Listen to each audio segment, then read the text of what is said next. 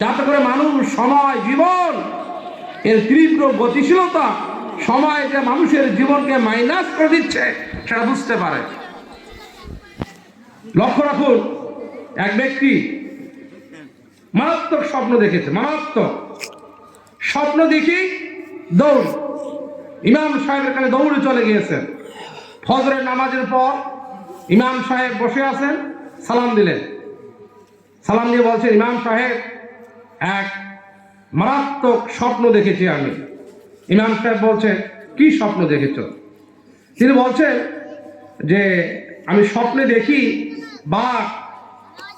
বাঘে আমাকে তাড়া দিচ্ছে, বাঘের তাড়াকে আমি ছুটতেছি সামনের দিকে। কিছু দূর যাওয়ার পর লাফ দিয়ে উঁচু গাছে আমি উঠলাম। তখন এই বাঘ, আমি যেই গাছে গিয়ে বসলাম সেই গাছের গোড়ায় গিয়ে বাঘটা বসে গেল। আমি আরো উপরে চলে গেলাম, যেই ডালের উপরে আমি ভর করে বসেছি সেই ডালটি জমিনের দিকে নিচে হেলে যাচ্ছে। আমি নিচের দিকে জমিনের দিকে চেয়ে দেখি বিশাল গর্ত। সেই গর্তের ভিতরে একটি সাপ হা করে আমার দিকে চেয়ে আছে। আমি মারাত্মক ভয় খেয়ে গেলাম। গাছের গোড়ায় বাঘ, যেই পজিশন বরাবর আমি আছি তার নিচেই বিশাল গর্ত, গর্তে আবার সাপ। অবাক হয়ে গেলাম। হঠাৎ করে আমার কানের ভিতরে কুটকাট আওয়াজ, সাউন্ড আসতে লাগলো। আমি চেয়ে দেখি সাউন্ড কোত্থেকে আসে। চেয়ে দেখি যে ডালের উপরে আমি বসে আছি সেই ডালের গোড়ায় একটি লাল ইঁদুর আর একটি কালো ইঁদুর একটু একটু করে ডালটা আমার কেটে দিচ্ছে। আমি ভয় খেয়ে গেলাম, ডাল কেটে দিচ্ছে, পড়ে যাব। হঠাৎ করে দেখি আমার মাথার উপরে কি যেন পড়তেছে, ভেজা ভেজা লাগে। উপরের দিকে চেয়ে দেখি এক বিশাল মৌচাক, মৌচাক থেকে ফোঁটা ফোঁটা করে মধু আমার শরীরে পড়তেছে। আর কি, এত টেনশন সব ভুলে গেলাম।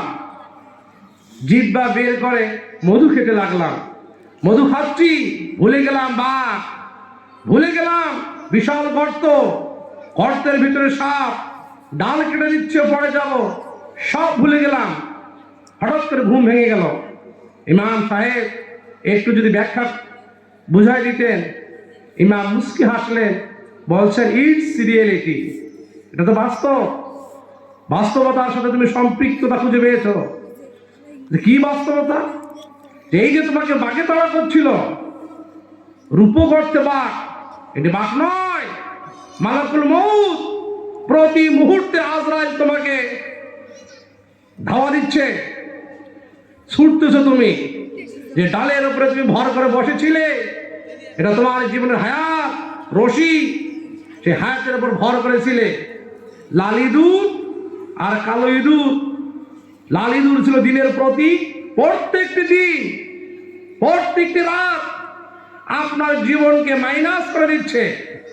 আর যেই মাত্র মাইনাস হয়ে যাবে সেই মাত্র ডালটা, রশিটা কাটা হবে, তুমি গর্তে অর্থাৎ কবরের দিকে চলে যাবে।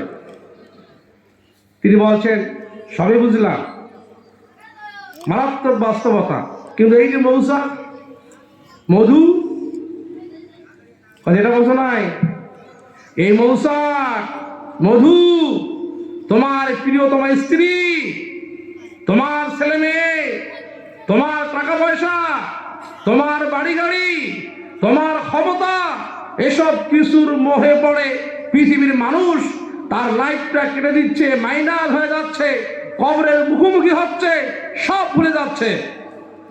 আল্লাহ রাব্বুল আলামিন পৃথিবীর মানব মণ্ডলীকে সেই জানান দিচ্ছেন, ওয়ালাস, সময়ের কসম করে বলছি, হে পৃথিবীর মানব মণ্ডলী, প্রত্যেকটি দিন, প্রত্যেকটি রাত তোমার জীবনকে মাইনাস করে দিচ্ছে। প্রত্যেকটি দিন শৈশব হারিয়েছ, কৈশোর হারিয়েছ, যৌবন চলে যায়, বার্ধক্যের সঙ্গে আলিঙ্গন করছো। যে কোনো মুহূর্তেই তুমি তোমার রবের সাথে সাক্ষাৎ করবে। পৃথিবীর মানুষের এই উপলব্ধি হচ্ছে না বিধায় আল্লাহ পাক বলছেন, ওয়ালাস, সময়ের কসম, জীবনের কসম, ইতিহাসের কসম করে বলছি, সময়ের সাথে তাল মিলিয়ে না চললে জীবনের সব কিছুকে তুমি হারিয়ে ফেলবে।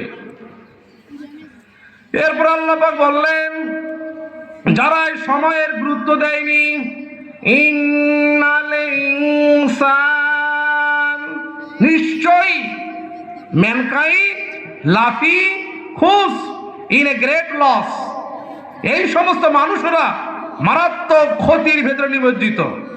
খসরুন মানে ক্ষতি, খুব ভালো করে স্মরণ করবেন, খসরুন। কিন্তু দেখেন, আমরা আমাদের সমাজে যখন ক্ষতি বুঝাই তখন কিন্তু কখনো আমরা খসরুন শব্দ ব্যবহার করি না। আমরা কি বলি? নোকসান, আমার নোকসান হয়েছে। বাংলায় বলি ক্ষতি হয়েছে, ইংরেজিতে বলি লস হয়েছে, কিন্তু খসরুন হয়েছে এটা বলি না। তো what is the difference between নোকসান অ্যান্ড খসরুন? খসরা অ্যান্ড নোকসান, এর পার্থক্যটা কি?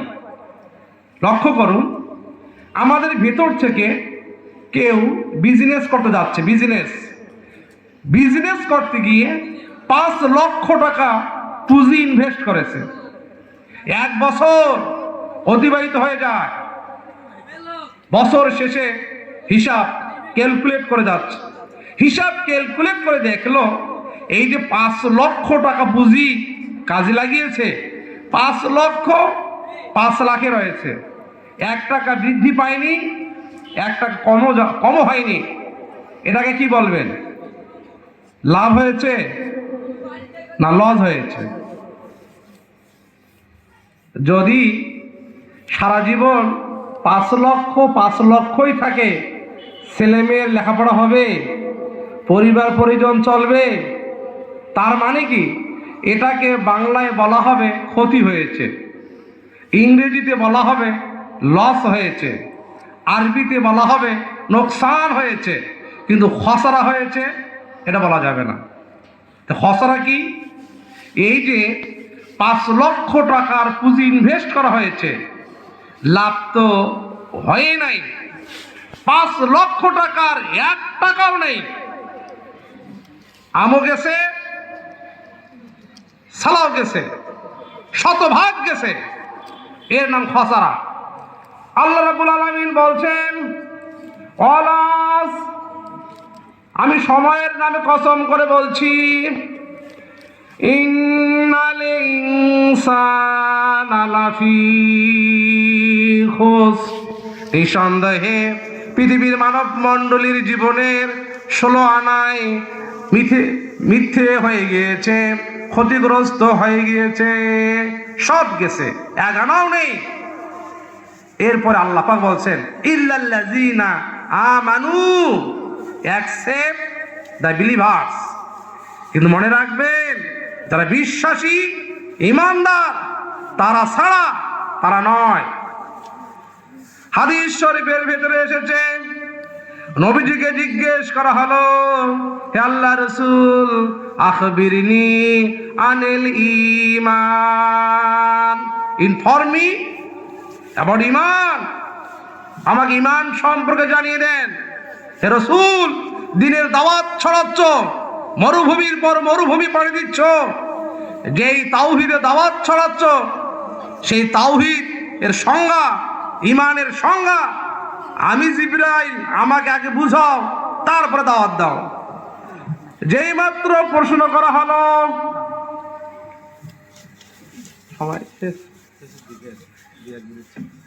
যেই মাত্র জিজ্ঞেস করা হলো, আল্লাহর নবী সঙ্গে সঙ্গে জবাব দিয়ে দিলেন, আনতুমিনা বিল্লাহি ওয়া মালাইকাতিহি ওয়া কুতুবিহি ওয়া রাসূলিহি ওয়াল ইয়াউমিল আখির ওয়াল কদরি খায়রিহি ওয়া শাররিহি মিনাল্লাহি তাআলা ওয়াল বাসি বাদাল মাউত। আনতুমিনা বিল্লাহ, সর্বপ্রথম কাজ হচ্ছে আল্লাহর উপর ঈমান আনা, তিনি একক অদ্বিতীয়, এটা বিশ্বাস করতে হবে।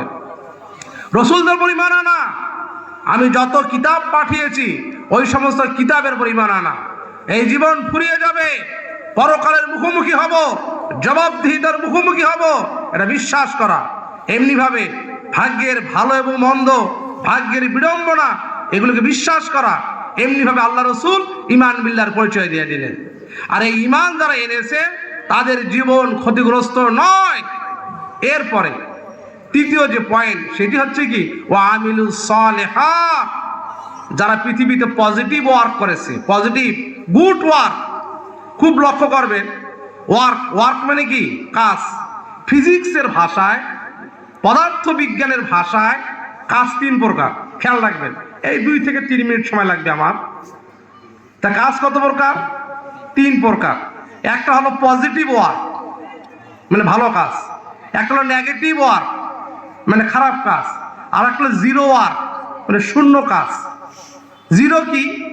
এই যে মনে করেন, এই যে মোবাইলটা এখানে আমার হাতের এখানে আছে, এই মোবাইলটা আমি হাতে নিলাম, আমি এখানে এই মোবাইলটাতে বল প্রয়োগ করছি, চাপ দিচ্ছি, কিন্তু মোবাইল তার জায়গা থেকে সরলো না, তার অভিমুখে সরল হচ্ছে না। ফিজিক্সের ভাষায় এটাকে বলা হয় জিরো ওয়ার্ক, কোনো কাজ হয়নি। কিন্তু বল প্রয়োগ করলাম, তার অভিমুখে সরল হচ্ছে, বল প্রয়োগ করে যাচ্ছি, চলে যাচ্ছে, এটা হলো পজিটিভ ওয়ার্ক। আর নেগেটিভ ওয়ার্ক কি? এই মোবাইলটাকে আমি পশ্চিম দিগন্তে নিয়ে যাব, কিন্তু বল প্রয়োগ করছি, পশ্চিমে না যায় বল প্রয়োগের ঠেলায় পূর্ব দিকে চলে গেল, এটা হলো নেগেটিভ ওয়ার্ক।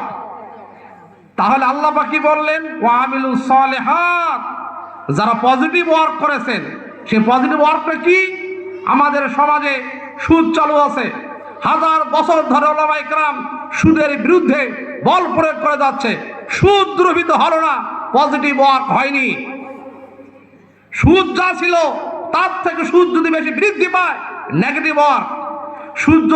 সুদ তার জায়গায় সমানে রয়েছে, বৃদ্ধিও পায়নি, কমও হয়নি, জিরো ওয়ার্ক। এমনি ভাবে আল্লাহ পাক বলছেন, ঈমান বিল্লাহ হয়েছেন, ঈমান বিল্লাহর পরে আপনাকে এই পৃথিবীতে পজিটিভ ওয়ার্ক করতে হবে। আপনি যে বল প্রয়োগ করে যাচ্ছেন, বল প্রয়োগের ফলে বস্তুটি যদি তার জায়গা থেকে সরে যায়, তাহলে পজিটিভ ওয়ার্ক হয়েছে। আর যদি সরে না যায়, জিরো ওয়ার্ক। যা ছিল, যে মন্দ কাজটি ছিল, সেটা আরো কয়েক গুণ বৃদ্ধি পেয়েছে, আপনার জীবনে নেগেটিভ ওয়ার্ক হয়েছে।